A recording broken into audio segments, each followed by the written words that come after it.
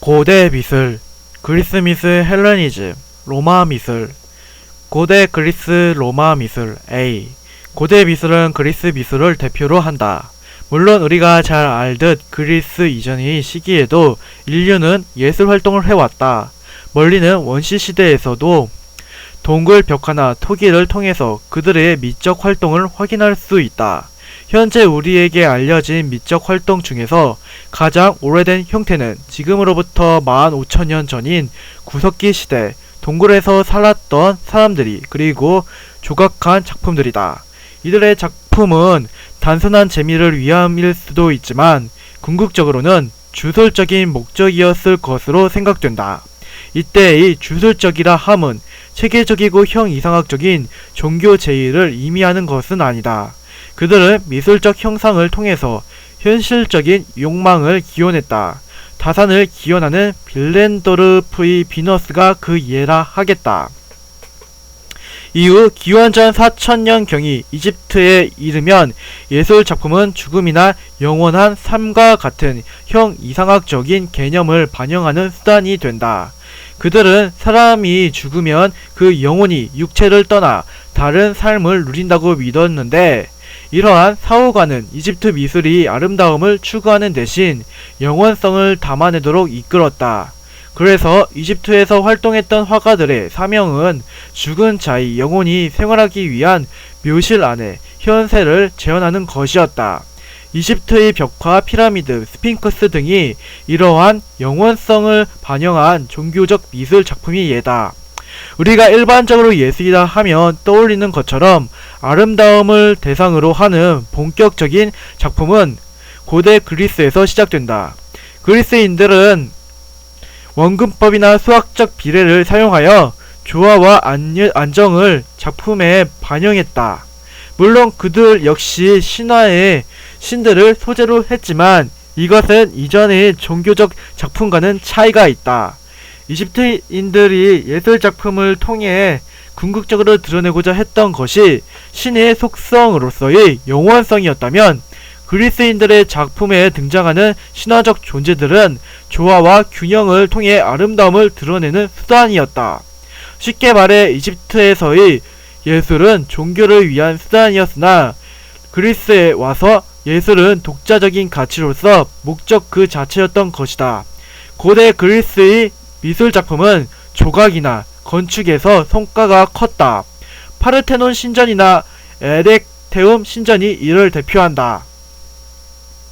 그리스 미술이 한층 더 변화하고 발전할 수 있었던 계기는 알렉산드로스 대왕이 대제국 건설이었다. 알렉산드로스는 그리스 주변에 있던 마케도니아라는 국가의 왕으로 짧은 재위 기간 동안 그리스, 페르시아, 인도에 이르는 대제국을 건설했다. 마케도니아는 그리스에 인접해 있었던 까닭에 그리스의 영향을 많이 받았다. 특히 알렉산드로스의 스승이 아리스토텔레스였기 때문에 알렉산드로스는 그리스 문화에 대한 동경을 가지고 있었다. 알렉산드로스에 의해 건설된 대제국의 문화를 헬레니즘이라고 하는데, 헬레니즘을 번역하면 그리스 문화와 같은 문화 정도가 된다. 이를 통해서도 알 수 있듯이 알렉산드로스는 그리스 문화에 정체성을 두고 있었다. 하지만 그의 대제국 건설로 인해 서양과 동양의 문화가 자연스럽게 혼합되었고 교류와 융합을 거쳐 새로운 미술의 형태가 만들어졌다. 이것이 헬레니즘 미술의 특징이 된다. 헬레니즘 미술은 그리스의 조화와 균형을 기반으로 할 뿐만 아니라 동양적인 특성을 반영했다. 또한 제국의 위용에 걸맞은 강렬하고 극적인 인상적인 효과가 강조되었다. 라오코는 이러한 특징을 잘 드러낸다. 라오코는 큰 뱀에게 칭칭감겨 몸을 뒤트는 라오콘과 두 아들의 고통을 표현하고 있다. 이 외에도 사모트라케의 니케, 밀로의 비너스가 대표적이다. 실제로 이 작품들은 당장이라도 살아 움직일 것만 같으며 그 강렬하고 격정적인 동작이 눈에 보이는 듯 하다. 대제국의 헬레니즘 문화는 알렉산드로스 대왕이 33살에 요절하면서 와해되어 갔고 결국 신생제국으로 떠오르던 로마에 흡수되었다. 이탈리아 반도의 작은 마을에서 출발한 로마는 1세기 무렵의 지중해를 중심으로 유럽 전역을 지배했다. 실제로 당시 로마 면적은 현재 미국이 3분의 2에 해당한다. 로마인들은 그리스 정복에 성공함으로써 평소에 갖고 있었던 그리스 미술에 대한 절대적인 동경을 현실에서 단번에 접할 수 있는 계기를 마련했다. 그리고 그리스인들의 우수한 문화를 바탕으로 국제적 성격을 띤 미술로 확장했다. 그리스와 로마의 미술이나 신화, 문화가 유사한 것은 이러한 이유에서 비롯된 것이다. 건축으로는 거대한 원형 경기장인 콜로세움, 로마의 모든 신에게 바쳐진 판테온, 신전이 남아있다. 정리해보면 고대 미술은 그리스 미술, 헬레니즘, 로마 미술로 이어지는데 예술로서 기본적으로 그리스 정신을 기반으로 한다. 다양한 소재와 기교 속에서도 그 근본은 조화와 균형, 비례의 아름다움을 추구한 것이 그리스 정신이라고 할 수 있다. 이 시기의 미술은 일반적으로 우리가 미술이라고 할 때 1차적으로 떠올리는 가장 이성적이고 상식적인 모습으로 절대주의적인 측면을 갖는다. 실제로 예술 철학이나 미학에서는 가장 근본이 되는 그리스 미술의 양식을 미데이론이라고 부른다. 그리고 이러한 예술적 정신은 근대에 이르기까지 역사적 흐름 속에서 예술가들이 끊임없이 회귀하고자 하는 이데아적 모델이 된다. 앞으로 등장할 르네상스 미술, 고전주의, 신고전주의에서 이러한 모습이 반복된다. 중세 미술, 초기 그리스도 미술, 로마네스크, 고딕, 초기 그리스도교 미술 A. 아름다움의 이데아를 추구했던 그리스 로마 미술은 중세가 되면서 자취를 감춘다. 이유는 크게 두 가지로 나눠 생각해 볼 수 있는데 우선 중세 초기의 환경적 요인이 있다. 중세 초기라 할 수 있는 500여 년간은 전쟁과 약탈이 반복되는 정치적 혼란기였다. 논란이 있기는 하지만 우리가 중세를 암흑시대라고 평가하는 것이 정당하다면 그 이름에 가장 잘 부합하는 시기가 중세 초기라고 하겠다. 이러한 정치적 혼란 속에서 예술이 발전하기는 어려웠다.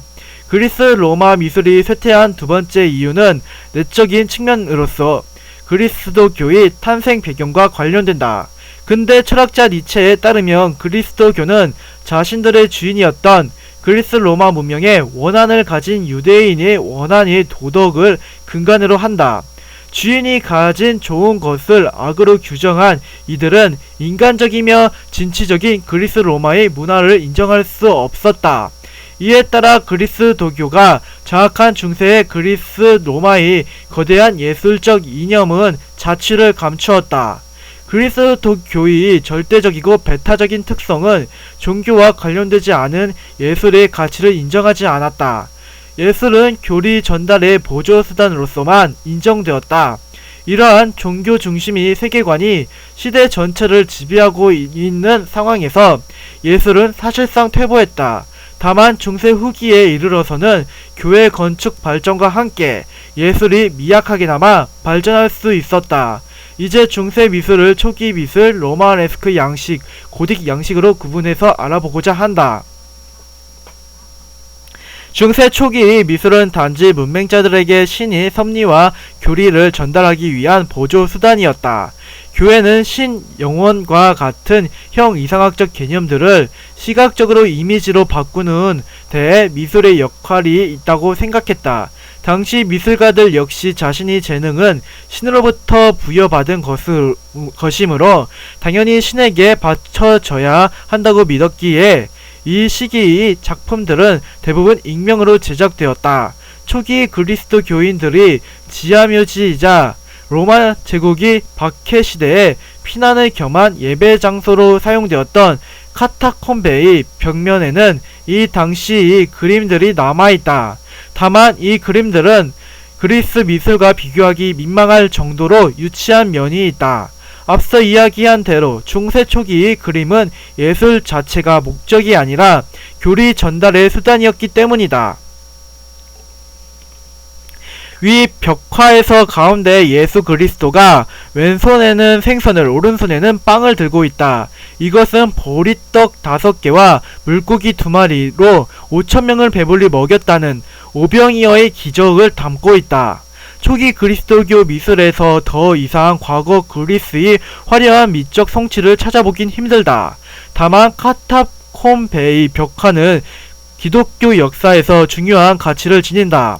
11세기 후반에 이르러서 그리스도교가 유럽 전역을 장악하자 거대한 교회 건축이 빈번해지고 이에 따라 건축술과 예술도 함께 발전한다. 당시 건축과 미술 양식을 로마네스크라고 한다. 로마네스크는 번역하자면 로마풍 정도가 된다. 유럽에서의 교회의 승리를 상징하는 로마네스크는 웅장한 교회 건축을 위해 고대 로마의 건축 양식을 도입하면서 이름 붙여졌다. 단단하고 육중한 모습의 석조 건물인데 멀리 떨어져서 봐도 묵직하고 하나의 성처럼 보인다. 특히 가장 높은 탑이 지붕이 둥글게 돔형을 이루고 있는 게 특징인데 이는 동방과의 잦은 전쟁으로 이들의 문화에 영향을 받은 까닭이다. 이후 등장하는 고딕 양식이 벽의 두께를 줄이고 높은 청탑을 만드는 것과 확연한 차이를 보인다. 대표적인 로마네스크 건축물로는 이탈리아의 피사에 있는 피사 대성당이 있다. 쓰러질 듯한 피사의 사탑으로 유명하다. 로마네스크가 이렇게 두껍고 육중한 모습을 띠게 된 데는 종교 해석적인 측면과 기술적인 측면에서의 이유가 있다. 우선 종교적으로 볼 때 당시 교회는 지상에 만든 신의 공간이라는 의미를 가졌다. 교회라는 공간은 신이 실제로 내재할 수 있는 곳으로 악한 세계로부터 종교적 이념을 보호하는 전투적 공간이었다. 그런 까닭에 건축은 성과 같은 모습을 하였다. 다음으로 건축상의 이유도 있었다. 아직 건축 공법상으로 충분히 발전하지 않았던 까닭에 건물을 높게 올리기 위해서는 그 무게를 지탱할 기둥과 벽도 함께 두꺼워질 수밖에 없었다. 두꺼운 벽 때문에 창은 좁고 작게 낼 수밖에 없었고 결과적으로 실내는 어둡고 차분한 느낌을 자아냈다. 이 당시에 교회를 다니는 사람이었다면 신은 근엄하고 무거운 존재라고 생각했을 것이다. 11에서 12세기 200여 년 동안에 로마네스크 양식이 유행했다면 이후 200년간은 고딕 양식이 유행했다. 고딕은 건축술 발전과 함께 등장했다. 천장이나 건물의 두께를 지탱하는 기둥과 골격에 대한 기술이 발전하면서 벽의 두께는 얇아졌고 높고 아찔한 첨탑들이 들어섰다. 그래서 건물은 한결 가벼워 보인다. 벽이 얇아지면서 큰 창문을 낼 수 있게 되었고 창을 막은 유리에 장식을 하는 스테인드 글라스가 크고 화려해지기 시작했다. 고딕 양식의 이러한 구조적 특성은 실내에 들어선 사람에게 로마네스크 건축과는 상반된 분위기를 풍겼다. 가느다란 석재 기둥으로 내부 공간은 높고 넓어졌으며 정면에는 거대한 스테인드 글라스에서 오색 찬란한 빛이 쏟아져 들어왔다. 이런 교회를 다니는 사람들은 천국에 대한 동경과 신의 영광에 대한 감정이 고향을 경험했을 것이다. 고딕 양식을 대표하는 건축물은 파리의 샤르트르 대성당이나 노트르담 대성당이 있고 한국의 명동성당이 고딕 양식을 따르고 있다. 중세 미술을 종합해보면 이 당시 미술은 내용적으로는 신과 교회에 종속되고 형식적으로는 교회 건축이 발전과 함께 한다고 할 수 있다. 예술의 독자적인 가치는 인정되지 않았고 신의 영광과 권위를 드러내거나 교회의 교리를 전달하는 수단으로 예술이 사용되었다. 다만 초기 그리스도교 미술을 지나서 로마네스크 양식과 고딕 양식을 거치면서 미적인 요소가 반영되고 확장되었다.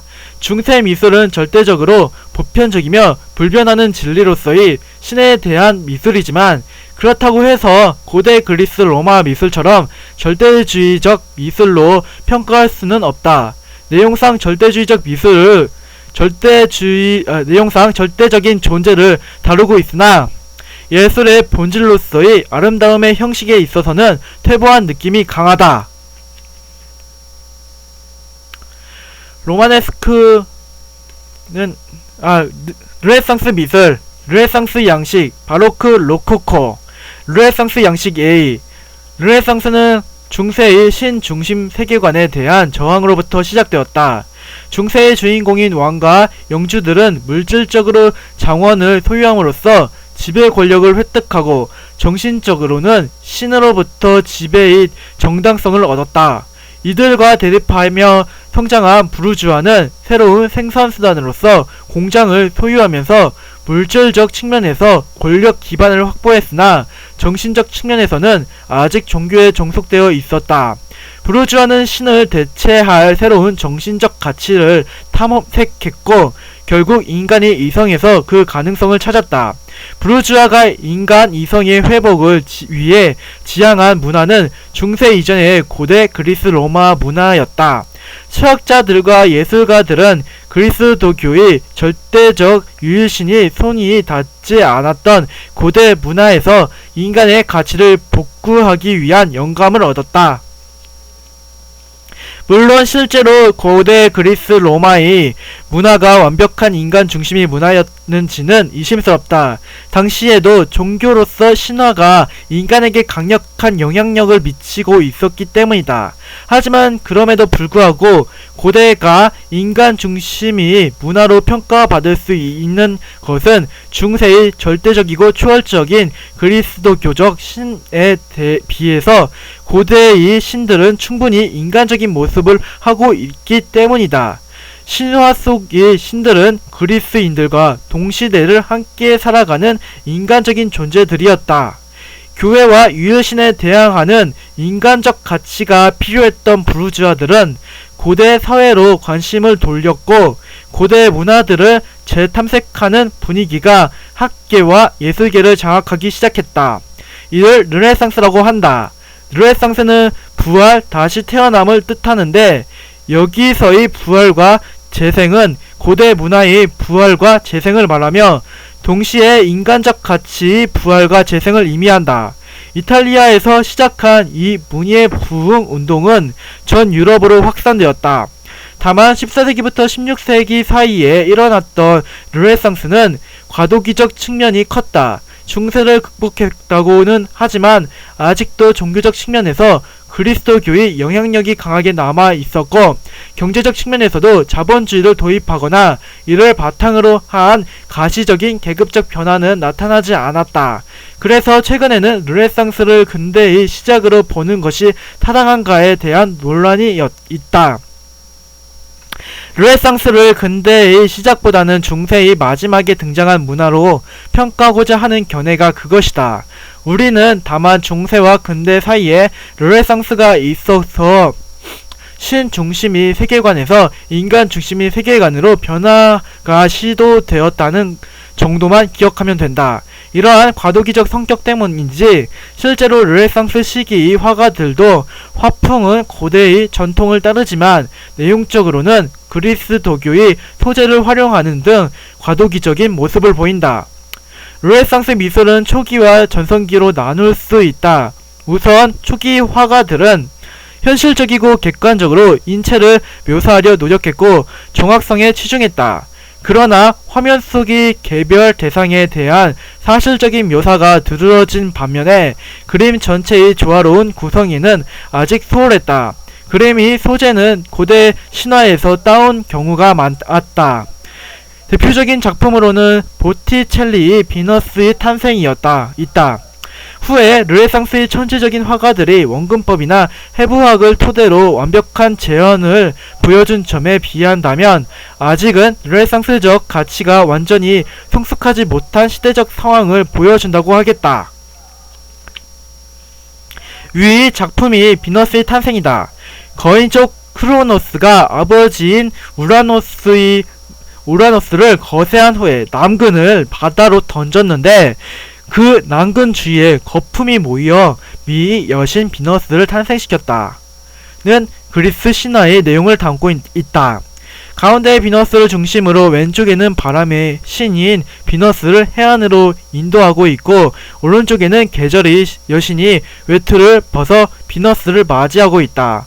이후 전성기 르네상스 미술은 다른 어떤 시기보다도 많은 천체가 등장했다. 이 시기 작품들은 이성적 규칙을 통한 객관적인 정확성을 토대로 창작되었고, 동시에 조화와 균형이라는 이념이 이상적으로 구현되었다.